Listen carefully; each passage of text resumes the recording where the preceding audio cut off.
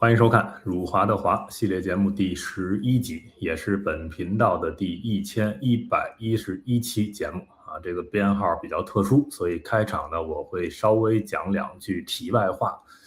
因为大家发现了我这个频道的头像换了啊，也不是第一次换了，先给大家讲讲这个为什么啊。最早啊我用的头像是这样的啊，这个是很早的时候用苹果那个 emoji 啊做的我自己一个头像啊，戴着一个小丑帽，黑白分明的啊，中间是灰色啊，我在打字儿。那这个头像呢还有一系列的啊，这个大家比较熟悉，我每期节目最后都要做的双手合十啊。然后还有这么一个表情啊，这个大家是最熟悉的，这个头像我用了很久，是吧？啊，但有的人说这个表情特别贱，是吧？好，后来呢，有了这个 ChatGPT 之后呢，我就把这个 emoji 的这一系列头像呢喂给 ChatGPT 啊，让它生成一个新的，因为 emoji 这个呢，我能做出这个样子，那谁都可以做出来，所以我想要一个稍微独特一点的。好， ChatGPT 当时就给我生成了这么一个。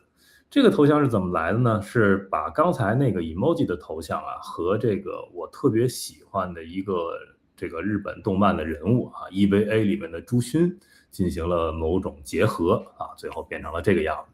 那这个头像用了一阵儿之后呢，它又进化成了这个样子，就更萌一点，是吧？当然不变的是这个灰白的头发和这个紫色的眼珠啊。然后呢，由这个呢就变成了这个手势啊，表示这挺讽刺的啊。本频道叫不静音，但是这个手势是静音，但是他嘴是微张的。好，这个头像啊也是用了很久，是吧？之前我一直用它。好，然后这两天把这个头像呢换成了这个啊，这是一个全新的头像了。给大家解释一下为什么换这个头像啊？原因呢是我买了一幅画啊，给大家看看啊。我们让这幅头像拿着这幅画啊，我买了这么一幅画。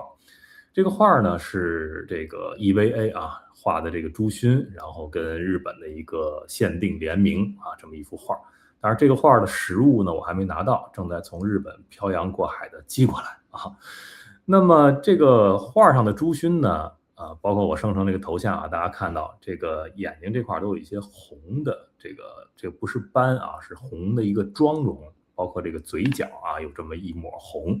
这个是什么意味呢？我今天在这儿卖个关子，先不给你们说啊。等过几天我拿到这个画的时候，我会发一个社群的文章给大家讲这个妆是什么意思啊。还有这个观众看到之后给我发私信啊，写邮件很关心，说我是不是遇到什么伤心事儿了，所以换成这么一个头像。不是啊，这里边有很深的意味，我过几天再讲。好，由这个头像呢，我今天又把它变成了这个样子。戴了一个这个很漂亮的这个冠冕啊。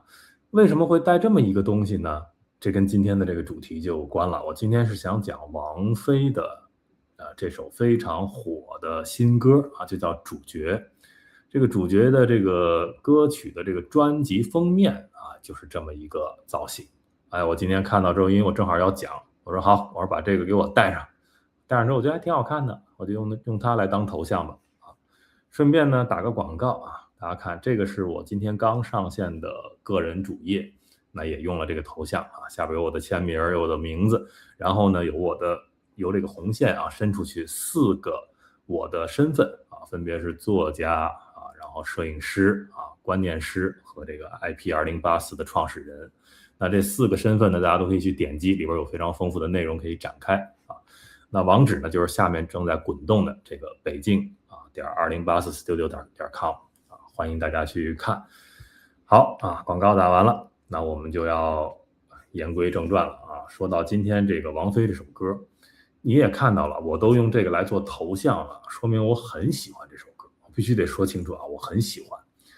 我今天一直在单曲循环的听这首歌，我觉得这首歌做的很精良啊，曲子非常好听，然后王菲的里边唱腔也非常好听。我甚至呢把这个我自己做的这个反贼之歌啊 FZ 这首歌，我之前这2天一直在单曲循环听它，我都停了，我改听王菲这个单曲循环啊。FZ 我还得打个广告啊，这首反贼之歌呢已经上线了全球100多个平台啊，各大音乐平台，你无论用哪个平台听歌，你都可以去听了啊，感谢你们支持啊，多听这首歌，单曲循环可以。然后呢，如果你搜 FZ 搜不到的话，你就在这后面加一个空格啊，再加上2084，就是 FZ 空格2084，这么去搜就一定能搜到啊。好，我们接下来聊聊王菲这首歌啊，最大的问题在哪儿呢？歌词啊，你可以感受到啊，因为王菲是什么咖位我就不赘述了，对吧？她这首歌呢是中央一套的，由这个张艺谋监制的一部新的连续剧啊，就叫《主角》，它的主题曲。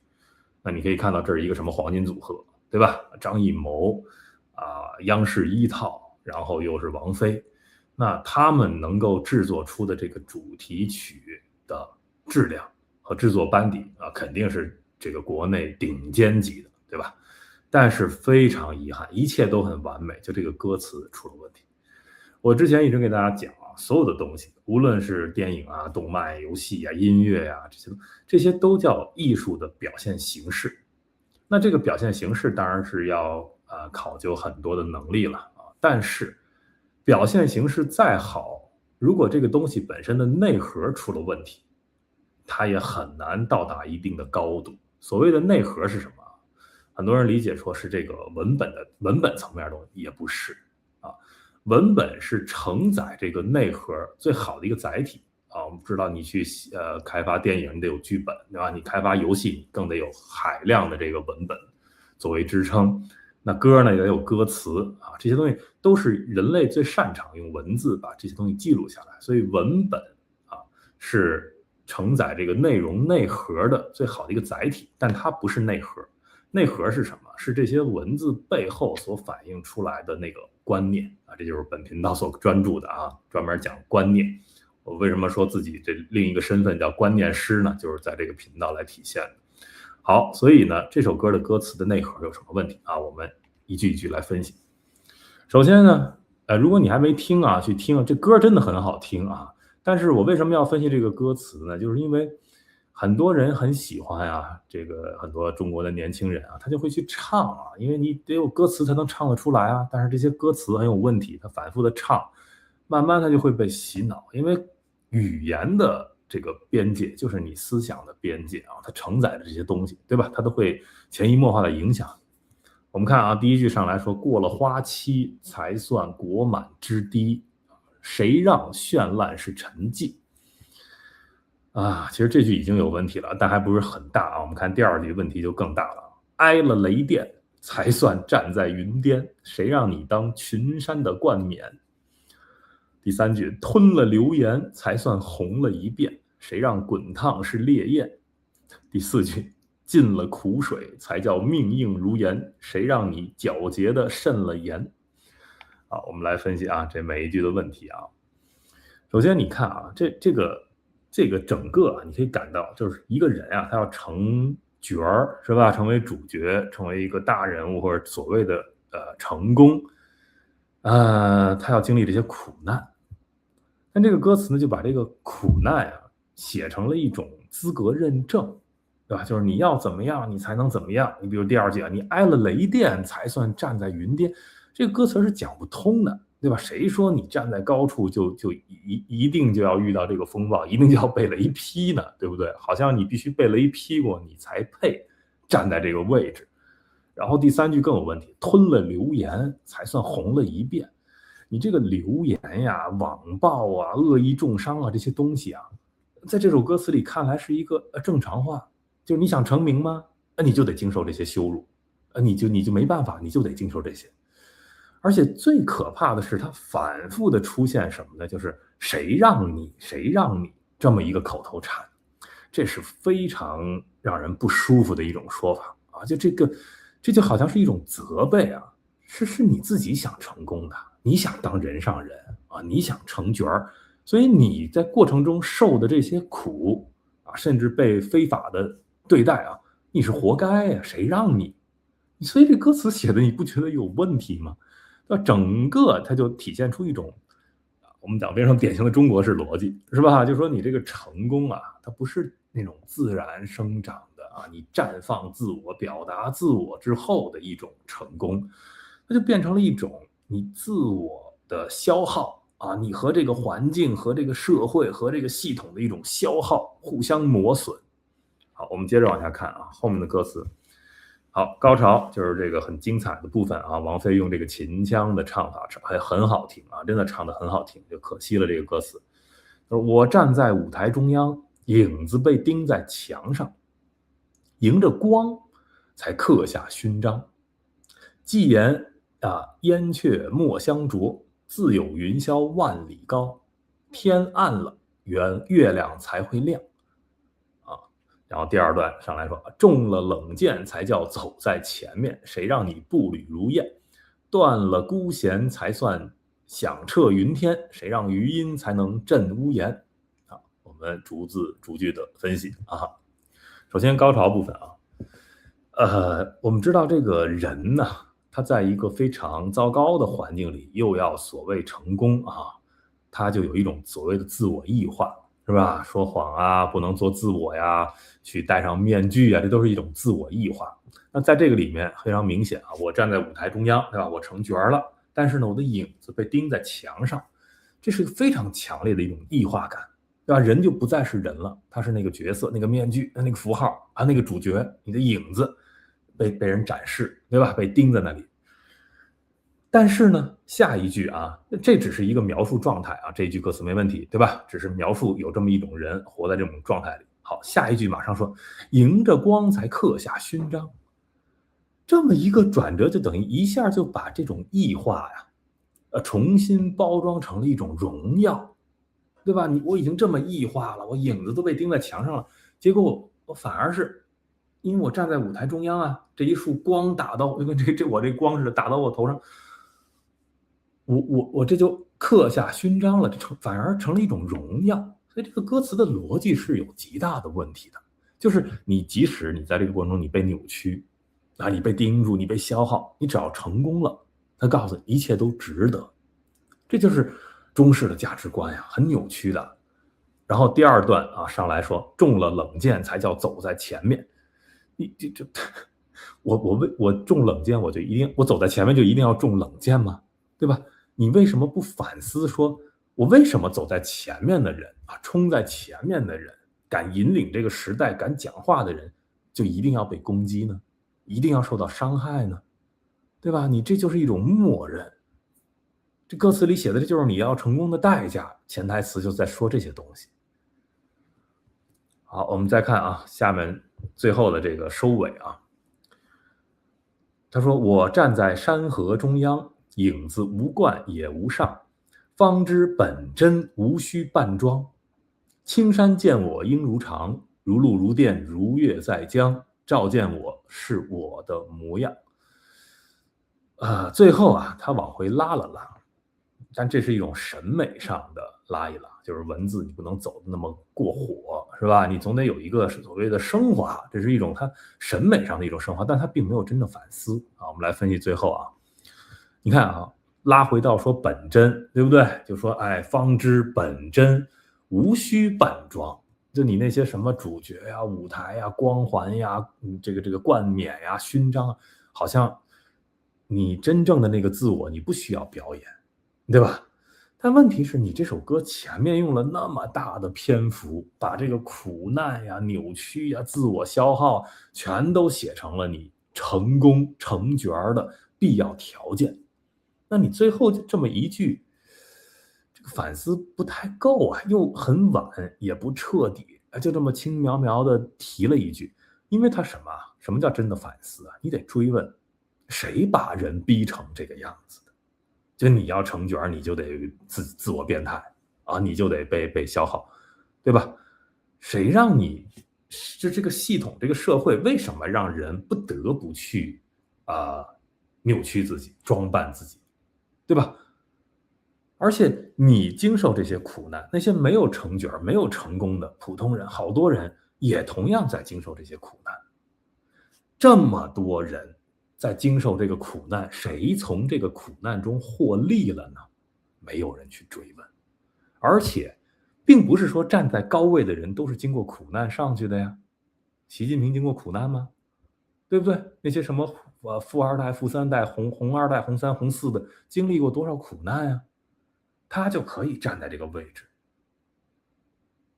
那你怎么只要求普通人你要把这个你的成功路上这些苦难去理所应当化、合理化呢？对不对？我们为什么不追问说你这个系统、你这个社会为什么不能够设计得更公平一点？那让人不用经历这么扭曲，你就可以绽放自我、表达自我，获得一种自我表达的成功呢？对不对？所以这就是这首歌的问题啊。那我想讲这个东西呢，我不知道这首歌的作词人是谁啊。那我觉得你想这个王菲唱的歌，对吧？张艺谋监制的电视剧，那这么一个规格，那这个能选中这个人作词，那这个人是要么有点分量，要么就有点人脉关系吧，对不对？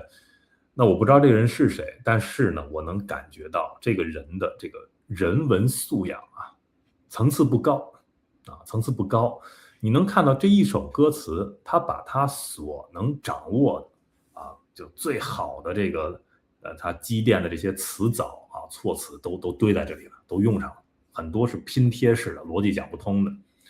他把他知道的一些典故啊，一些这个可能这个秦腔文化里面的一些措辞也都堆在里面了啊，很努力的符合这个音律押韵去写出这首词啊。从词作符合音律的角度来说，做的还 OK， 但是从内容反映出来的观念的那个内核来说，这首词是非常失败的啊，非常失败的。它等于体现出了中国传统文化里很糟粕的一些东西。那当然有人说了，说这个苦难呀，好像中国人特别喜欢有一种叫歌颂苦难，对吧？啊，没苦硬吃。但其实啊，歌颂苦难这个事儿不是自古有之的啊，不要一切都扣到说是这个中国古代文化过来，不是的，对吧？你看儒家啊讲这个苦难，你比如孟子说“天将降大任于斯人也”，大家上学的时候都背过这个，对吧？儒家怎么看待苦难？正视这个苦难一定会有的，对吧？你一定会经历这些苦难，但是你怎么去面对它？你要在这个苦难中去修身啊，去磨练你这个过程中你不能异化啊，你不能说我为了成功，所以这些苦难我怎么去应对都可以啊，无所不用其极啊，我用多么卑劣的手段熬过这些苦难，只要过去了，我成功了就没问题。不是的，儒家不是这么说的。你失德了，那就不叫成功，对不对？这是传统的儒家观念啊。那还有人说了，我们这首歌没有歌颂苦难，对啊，他把苦难合理化、理所应当化啊。太多的中国人啊，视苦难为一种理所应当，他不觉得说，哎，这个系统造成的这个苦难，普遍的这个苦难有什么问题？我们要改变啊，人不应该受那么多苦难。反而中国人会觉得，哎，你熬过去了，哎，算你牛啊，这你一种品德，但不对的，这种想法是不对的。还有人把这个锅扣在佛家身上，对吧？说你看那个佛家传到中国，对吧？中国人普遍的深受这个佛家的观念的影响。那佛家里就说了啊，众生皆苦啊，哪儿都是苦啊，这个世间本质就是苦。那你要是觉悟，你就要度一切苦厄，对不对？你怎么度呢？你就要想明白你背后的这些欲呀这些贪念呀这些东西啊，你把它都从自我清干净了，你就跟这个苦脱离苦海了，到彼岸了，对吧？跳出轮回了，这佛家的观念。但是啊，我觉得佛家在这儿不能背这个锅，因为佛家是直面苦难的呀，他并没有逃避呀，他并没有把这东西合理化呀，他指的是更深刻的那个本质，对吧？当然，这个本质，它实际上在智慧层面拔得有点过高了。啊，有点跟普通人稍微脱节了，因为很多佛经根本就不是给普通人看。原来经常讲，你比如《金刚经》，很多人去读去研究，其实《金刚经》是完全写给菩萨看的。菩萨是什么？我不在这儿又跑题了啊。菩萨简单说介于人与这个真正得到的这个觉悟的佛之间的一种状态，那个叫菩萨啊。菩萨还没有成佛，给这种存在看的。就是他还差一步就能成佛了，那你要看《金刚经》啊，那这以后有机会再给大家讲吧。反正就是说呢，佛经里面很多东西它是拔的那个智慧层面很高的。所以普通人你应该拉回来，对吧？你面对苦难的时候，你要学佛家的精神，就是我不逃避，我直视这个苦难，我要刨根问底的去搞明白苦难的来源是什么，我现在遭受的这些苦难，对吧？我怎么能够去改变它？我不必要受这么多的苦的，很多苦是没必要受的，对吧？是这个社会不公造成的，是这个社会的制度不健全造成的。它健全之后，人们可以活得不那么苦啊，也能获得成功。你得往这儿去想啊，我们得去改变这个东西啊。所以从这个角度说，如果这个歌传唱开了啊，可能也在鼓励中国人躺平，对吧？你看这么苦啊，我们这个制度这么不公平，也改变不了啊，成角儿，你自我都变态了，那我干脆别成角了，我躺平吧。所以王菲跟这个张艺谋啊，整个这个剧我也没看啊，是鼓励躺平吗？对吧？所以就这么个意思啊。好啊，今天就想用这首歌呢，跟大家聊一聊中国人的这种苦难观啊。实际上啊，很多时候是从近代开始的啊，中国人开始歌颂苦难啊，尤其是这也不完全是中共的锅啊，包括国民党啊，民国时候很多宣传，那个时候抗日啊等等，都这么一脉相承过来的。但是我觉得该革新了啊！中国人面对苦难是一个什么样的态度啊？我觉得从这首歌词的问题里啊，我们今天这期节目应该说的还算比较透彻。多打一个广告啊，就是明天周日呢，现在可能已经周日了啊。那么就是说，在我的另一个频道不精英派对啊，我们开直播间啊，跟大家聊啊。